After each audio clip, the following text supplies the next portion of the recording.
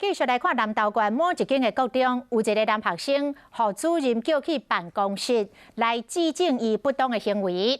结果，这个男学生竟然甲主任动刀啊呛声，最后甚至请警察到场协助处理。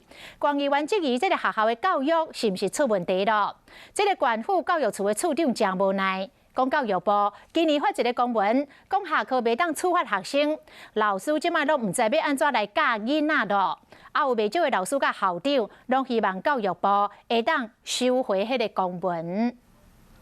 来甲看即摆南东乌本地区伫倒仔头前，伫听校务主任讲话，煞突然间跳出来拍倒啊，伫向主任呛声。校园要设这个监视器哈。 结果到最后不是在防外人，要防自己人，有时候被自己的学生打了都不知道。这是伫南投县某一间国中，因为校务主任认为一名男同学行为不当，甲叫来办公室纠正，煞颠倒叫学生呛声，因为实在是管袂叮当，不得已就要拜托警察来斗相共。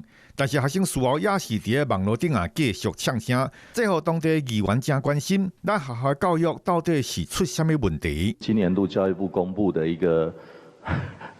一纸公文，他就是说下课时间不能够处罚学生，我们不能体罚，然后都要辅导，然后现在连下课时间请他把功课或者说过来训导处，像我们戏称说罚站一下都不行。教育处即马头壳摸咧烧，因为民间团体的建议，教育部才发出公文，这互基层的教师真无奈。有在学校系统待过的人都晓得，他这样基本等于把学校训导主任的武器全部拔光了。校长界或者教师界都在希望说部里头收回那一纸公文的。 那个公布了。教育处表示，即马南东乌连父母也管袂叮当，是学校特别关怀的对象，将配合社会处辅导。若迄张公文，教育部讲会搁再研究。